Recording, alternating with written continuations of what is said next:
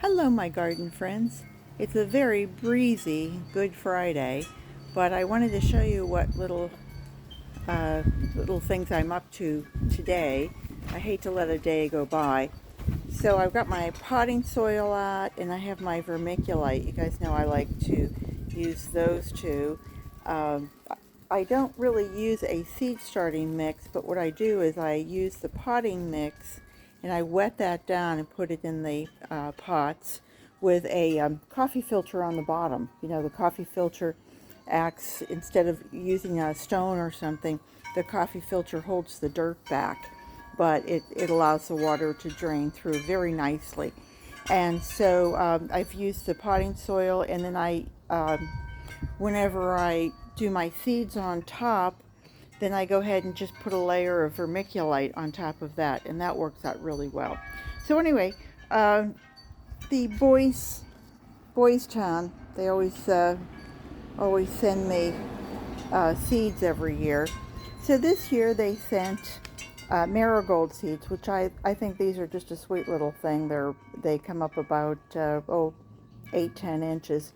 So I found 2 pots, and I will use these as kind of like, you know, the gargoyles at the front. And then another one they sent was Shasta daisies, and so we'll see how that works. And let's see, what else do we have here? We have forget-me-nots. I've never grown forget-me-nots, but they look like they would be quite pretty if they do germinate and flower. And then the last one that there weren't very many seeds in here, but it was a butterfly mix, and they had, you know, like daisies and poppies, but they also had sweet alyssum. So it's one of my favorite flowers. So that worked out really well. And then over here, Baker's Creek Heirloom Seeds sent me a package of free seeds, and it was these tomatoes. They're a yellow tomato, and it's a full size. So I went ahead and seeded those and germinated those, and I have them in this back pot. But what I also did was I had just watched a video, and they were talking about companion planting, and they mentioned that if you plant, let me move over here in the shade so you can see a little bit better. If you plant something like basil next to your tomatoes, it disguises the fragrance of the tomato, and so the tomato hornworm is the larvae stage of, I can't think of what kind of moth it is. It was a huge moth, and the moth is attracted to the aroma of the tomato, you know, the tomato plant. So when it smells that tomato plant, that's where it lays its eggs, and that turn into the larvae that turn into the caterpillar, and the caterpillar is that great hornworm caterpillar that, you know, will defoliate a tomato plant in a day.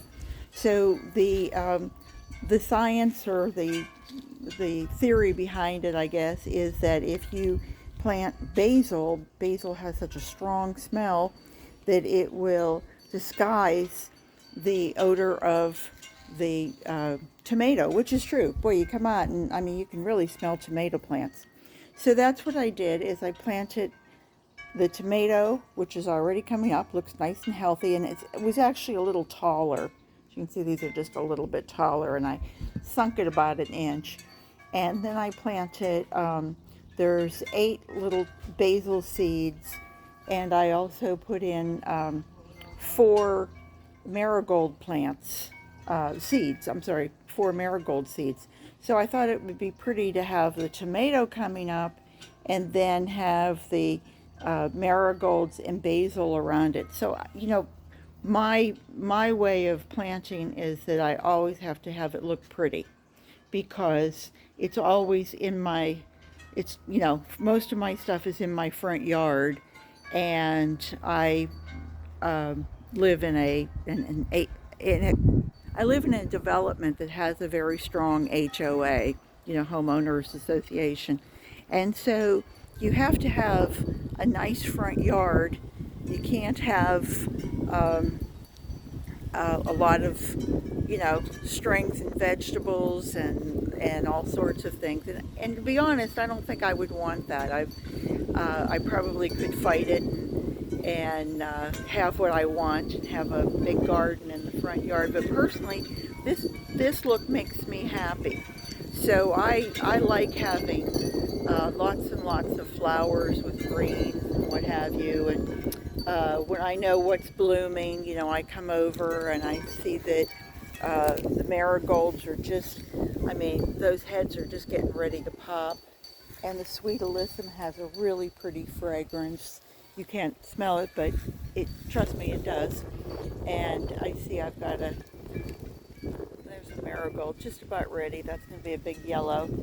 And the pentas look pretty. Everything looks nice. And so this makes me happy. And so my feeling is garden what you've got and enjoy all of your blooms, no matter what time of year it is or what you're able to produce. But in the long run, it's nice to have a little of both. And so let me walk you back up there. And everything I have, all these nice blooms and everything, are drying in butterflies. And those butterflies hopefully will enjoy the Shasta daisies, marigolds, forget-me-nots, the butterfly mix, and maybe they'll even stop and frequent my tomato plant and enjoy the marigolds and basil that's going to be there. But that was all. That was all I wanted to show you. I do have some these giant Japanese mustard greens. It, by the way, tastes like horseradish. I don't know if I told you guys that, but they also came from Baker's Creek heirloom seeds. So anyway, that was about it. Just wanted to wish you all a happy Easter and let you know that I'm staying busy, even though we dropped the whole way to 48 degrees this morning. We had to try to run and find our jackets and long pants before we could go out for a walk. So I know we're wimps here in Florida. So anyway, take care of yourselves. Thanks for stopping by. I hope you'll subscribe. I hope you'll tell your friends, because the more friends who come to see me, the happier I am. So happy Easter, everybody. Bye-bye.